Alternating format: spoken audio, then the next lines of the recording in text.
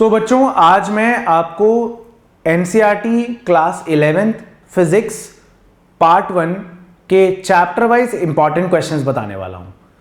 मेरे हिसाब से अब 2021 नीट एस्पिरेंट्स को दो इंपॉर्टेंट बातों का ध्यान रखना चाहिए। एक, एनसीईआरटी जबरदस्त किताब है आपकी पढ़ाई के लिए, लेकिन उसे इस्तेमाल आपको वाइजली करना है। कहने का क्या मतलब है, अब इस समय पैराग्राफ रीडिंग फिजिक्स के लिए, पर्टिकुलरली फिजिक्स के लिए, अगर आपको एनसीईआरटी रीड करनी अच्छी लगती है, एनसीईआरटी एक जबरदस्त किताब है, कोर किताब एनसीईआरटी ही है। लेकिन अगर आपको एनसीईआरटी रीड करनी अच्छी लगती है तो आप बायोलॉजी की एनसीईआरटी, केमिस्ट्री की इनऑर्गेनिक की एनसीईआरटी, केमिस्ट्री की ऑर्गेनिक की एनसीईआरटी रीड कर लीजिए, क्योंकि उससे आपको बेनिफिट होने वाला है। बट अब फिजिक्स में इस समय पर एनसीईआरटी 2021 एस्पिरेंट्स के लिए रीड करना मुझे नहीं लगता कि बहुत इंपॉर्टेंट रहेगा या बहुत अच्छा रहेगा। अगर आपने क्वेश्चंस ऑब्जेक्टिव बुक से प्रैक्टिस किए हैं, जहां आप ऑलरेडी पढ़ रहे थे, कहीं कोचिंग ले रहे थे, ऑनलाइन ऑफलाइन, ऑनलाइन किसी कॉर्पोरेट पे, बड़े प्लेटफॉर्म पे, या ऑनलाइन जूम पे आसपास के अपने घर के पास के अच्छे टीचर्स से, तो आपने ऑलरेडी कोई ना कोई ऑब्जेक्टिव बुक जरूर करी होगी। 100-200 क्वेश्चंस करे होंगे, बहुत सारे क्वेश्चंस अवेलेबल हैं। Most of the students NCERT को नज़रअंदाज करते हैं, और या तो नज़रअंदाज करते हैं या ज़रूरत से ज़्यादा ही इस्तेमाल करने लगते हैं। तो आपको एनसीईआरटी को नज़रअंदाज भी नहीं करना है और ज़रूरत से ज़्यादा इस्तेमाल भी नहीं करना है। नज़रअंदाज करने का मतलब है कि सारे क्वेश्चन छोड़ गए, एनसीईआरटी छोड़ो, कर तो ली है ऑब्जेक्टिव बुक, और ज़्यादा, ज़रूरत से ज़्यादा मतलब लाइन टू लाइन हाईलाइट करके 6-7 बार रीड कर रहे हैं। 2021 एस्पिरेंट्स फिलहाल के लिए 1.5 महीना, 2 महीना या जितना भी टाइम है आपके पास, कोई 2 साल, 1 साल, 6 महीने नहीं है, तो उतने टाइम में अब आप चैप्टर रीड करने का समय नहीं है। मैं आपके लिए एनसीईआरटी बैक इंपॉर्टेंट क्वेश्चंस लाया हूं क्विकली, और मैंने लगभग कैलकुलेट किया 110-111 क्वेश्चन बन रहे हैं पूरी एनसीईआरटी के पहले 8 चैप्टर्स में। चैप्टर 1 फिजिकल वर्ल्ड को छोड़ देते हैं, यूनिट्स एंड डायमेंशन से लेकर के ग्रेविटेशन तक मेरे हिसाब से 100 या 110 क्वेश्चन है इंपॉर्टेंट, और जिन्हें कर लिया जाए अगर, तो फिर एनसीईआरटी को रीड करने की, कोई और एग्जाम्पल करने की, कोई और अगल बगल वाला क्वेश्चन करने की आपको जरूरत नहीं पड़ेगी। इन क्वेश्चंस को करके आपका काम बन सकता है। आप इतना मेरे पर विश्वास करके इतने क्वेश्चंस को करिए। आपको अब क्वेश्चन सिलेक्शन का जो आपका टाइम है वो मैं बचाने के मूड में हूं बिल्कुल, ठीक है। तो क्विकली देखिए। हाँ, थोड़ा सा ये है कि यूनिट्स एंड डायमेंशंस में जो एनसीईआरटी बैक क्वेश्चंस हैं वो थोड़े से नीट पॉइंट ऑफ व्यू से कम है, तो उसके लिए आपको कोई ऑब्जेक्टिव बुक से 50 क्वेश्चन, 40 क्वेश्चन कर लेने पड़ेंगे, या फिर मैंने भी डीपीपी अपलोड करी है मेरे एंड्रॉयड ऐप पे। आप सब जानते हैं मेरी एंड्रॉयड ऐप है एपेक्स एजुकेशन, और आप लोगों का जो क्रैश कोर्स बैच है जिसमें मैंने डीपीपी अपलोड करी है, उसका बैच कोड है CC2DUIG, ठीक है। तो आप वहां पर भी कर सकते हैं डीपीपी। 50 क्वेश्चन मैंने हर चैप्टर के अपलोड करे हैं एनसीईआरटी के, और बस बाकी सब चैप्टर्स में क्विकली एक बार देख लेते हैं कि क्या क्या इंपॉर्टेंट क्वेश्चंस है, आप इसका स्क्रीनशॉट लेंगे, ठीक है। तो यूनिट्स एंड डायमेंशंस में आप एग्जांपल 2.7, 2.10 ग्रीन कलर से एग्जांपल्स लिखे हैं, और व्हाइट कलर से एनसीईआरटी बैक क्वेश्चंस। यहां पर इत्तेफाक से मैंने रेड से लिख दिए, बाकी सब जगह पर व्हाइट से लिखे, ठीक है। तो एग्जाम्पल नंबर 2.7, 10, 12 और 13।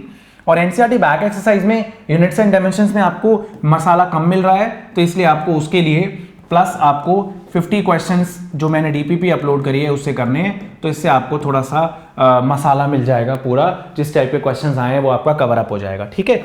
अच्छा, चैप्टर 3 जो है motion in a straight line, उसमें आप इन क्वेश्चंस पे ध्यान दे सकते हैं। ये आपके एनसीईआरटी के काफी इंपॉर्टेंट क्वेश्चंस हैं। 3.4 से लेकर के 3.28 के बीच में क्या क्या इंपॉर्टेंट क्वेश्चंस हैं वो आप देख लीजिए। मान लीजिए एनसीईआरटी में 28-30 क्वेश्चन है, तो उसमें से मैंने 2, 4, 6, 8, 10, 12, 14, 50% रिडक्शन किया आपके लिए। 50% क्वेश्चंस को आपको देखने की जरूरत नहीं है मेरे कहने पे, ये क्वेश्चंस करेंगे। और जिनको मैंने सर्कल, येलो सर्कल मार्क किया है, वो मस्ट डू क्वेश्चंस हैं, वेरी वेरी इंपॉर्टेंट क्वेश्चंस हैं, आप उन्हें छोड़ना अफोर्ड नहीं करेंगे।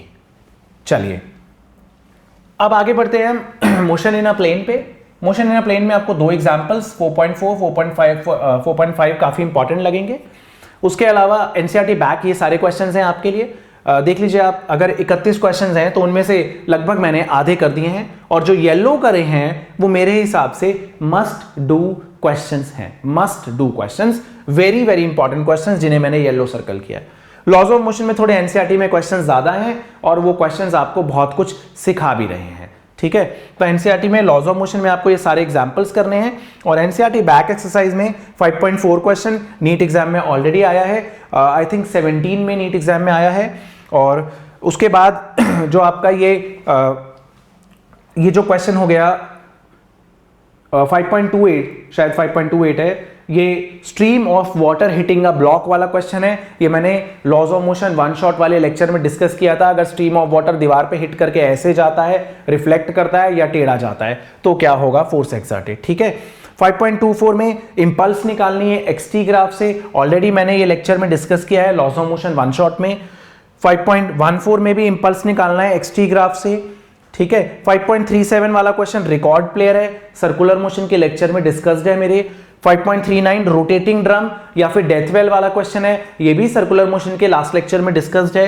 5.33 monkey climbing the rope, apparent weight of a man in a lift, ये सब मैंने laws of motion one shot में डिस्कस किया हुआ है बच्चों। मैं आपको ये बताना चाह रहा हूं कि जो मेरे लेक्चर्स मैं अपलोड कर रहा हूं थोड़ा सा स्लो कर पा रहा हूं। आज सेंटर ऑफ मास का लेक्चर आ जाएगा आपके पास, बट मैं उसको बिल्कुल एनसीईआरटी के अकॉर्डिंग्स में अपलोड कर रहा हूं और वो सारी चीजें मैं कवर अप करने की कोशिश कर रहा हूं। चलिए अब आगे बढ़ते हैं।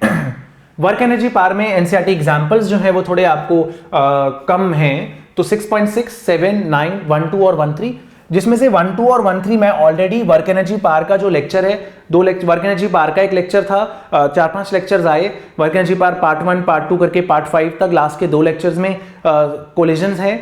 और ये सारे क्वेश्चंस जो मैंने ब्लू सर्कल कर रखे हैं, ये सारे लेक्चर ये सारे मैंने लेक्चर में ऑलरेडी डिस्कस करे हैं।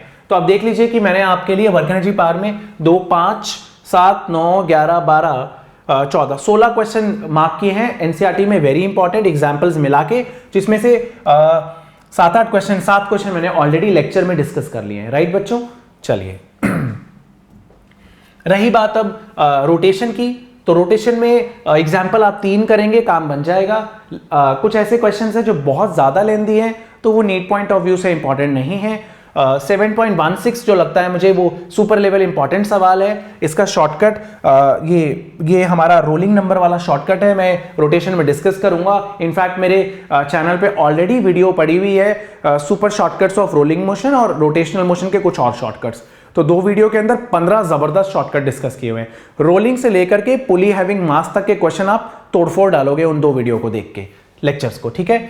ये वाला क्वेश्चन आ रहा है कि आप सेंटर ऑफ मास कैसे लोकेट करेंगे अगर एक बॉडी का पोर्शन उससे रिमूव कर दिया जाए, डिस्क में से डिस्क रिमूव करने पे आखिर हम सेंटर ऑफ मास कैसे निकालते हैं, ठीक है। 7.17, 18 दोनों, ये तीनों इंपॉर्टेंट क्वेश्चंस हैं जो मैंने येलो सर्कल कर रखे हैं, बहुत ज्यादा इंपॉर्टेंट। 7.25 एक अच्छा क्वेश्चन है क्लच गियर असेंबली पे, इसमें एंगुलर मोमेंटम कंजर्वेशन वाला कॉन्सेप्ट लगाया हुआ है। 2 रोटेटिंग डिस्क आपस में टच करती हैं, कंबाइन करके साथ में एक कॉमन एंगुलर वेलोसिटी से घूमने लगती हैं, तो आपको क्या लगता है इस दौरान एनर्जी लॉस क्या होगा? तो क्या है एनर्जी लॉस का फॉर्मूला? कुछ वैसा ही आएगा जैसा इनइलास्टिक कोलिजन में आता था या फिर loss of energy during sharing of charges in capacitors में आता था, ठीक है। ग्रेविटेशन चैप्टर जो आता है आखिरी, इसमें एक एग्जाम्पल 8.4 काफी अच्छा है। 2 प्लैनेट्स हैं, एक का मास m है, एक का मास 4m है, दोनों के सेंटर्स के बीच की दूरी 6 r है। एक प्लैनेट के सरफेस से आप स्मॉल m मास को प्रोजेक्ट करते हैं, तो ये बोलते हैं कि मिनिमम कितनी वेलोसिटी दी जाए कि दूसरे प्लैनेट पे पहुंच जाए। तो ये आपको 2 चीजें सिखाता है कि आप अगर एक मास को प्रोजेक्ट कर रहे हैं एक प्लैनेट से दूसरे प्लैनेट पे, तो जो दोनों प्लैनेट्स के बीच का न्यूट्रल पॉइंट है जहां पर ग्रेविटेशनल फील्ड इंटेंसिटी 0 है, उस पॉइंट मास को उस पॉइंट को जरूर पास करना पड़ेगा, तो वो दूसरे प्लैनेट की फील्ड उसके बाद डोमिनेंट हो जाएगी और वो अपने आप चला जाएगा, क्योंकि आपको मिनिमम स्पीड देनी है ना। बहुत ज्यादा स्पीड तो आप कितनी भी दे सकते हो, दूसरे प्लैनेट से जाके टन भिड़ जाए, लेकिन टेक्निकली मिनिमम स्पीड के लिए आपको दोनों प्लैनेट्स के बीच का जो न्यूट्रल पॉइंट है जहां ग्रेविटेशनल फील्ड इंटेंसिटी 0 है, बस उस पॉइंट को ओवरकम कराना है। तो काफी इंपॉर्टेंट चीज है ये, आपको यहां पर न्यूट्रल पॉइंट का कॉन्सेप्ट समझ आता है और कंजर्वेशन ऑफ मैकेनिकल एनर्जी भी समझ आता है। एनसीईआरटी बैक में क्वेश्चंस इजी हैं ग्रेविटेशन के अंदर। 8.12, 15, 16, 17, 18, 20 और 25 मस्ट डू क्वेश्चंस है, ठीक है बच्चों। तो मैंने आपको बताया class 11th NCERT physics part 1 में आप कितने इंपॉर्टेंट क्वेश्चंस है, लगभग 110 111 क्वेश्चंस मैंने आपको बताए हैं। आप मेरे कहने पे 110 या 111 क्वेश्चंस हैं, आप देख लीजिएगा। अब मेरे कहने पे बाकी क्वेश्चन अगल बगल वालों पे ध्यान नहीं देंगे, तो इससे आपका काफ़ी टाइम सेव हो जाएगा, क्योंकि क्वेश्चन सिलेक्शन बहुत मैटर करता है। क्वेश्चन सिलेक्शन बहुत ज़्यादा मैटर करता है। आप उस 40 क्वेश्चन में हर एक क्वेश्चन पढ़ेंगे तो आपका डबल ट्रिपल टाइम जाएगा।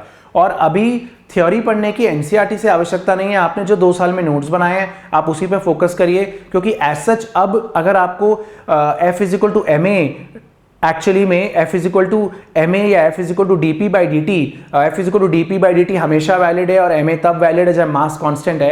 अगर अब आपको ये बातें नहीं पता होंगी तो वैसे भी आपको कष्ट होने वाला है। तो मुझे लगता है इस समय थ्योरी पे ना जाइए और इस समय आप इन क्वेश्चंस को करिए जल्दी से। जिन्होंने ऑब्जेक्टिव बुक्स कर ली हैं आप ये वाले क्वेश्चंस क्विकली लगाइए। 2 से 3 दिन में आपको मैं पार्ट 2 और क्लास 12 पार्ट 1 के भी क्वेश्चंस इंपॉर्टेंट बताने वाला हूँ।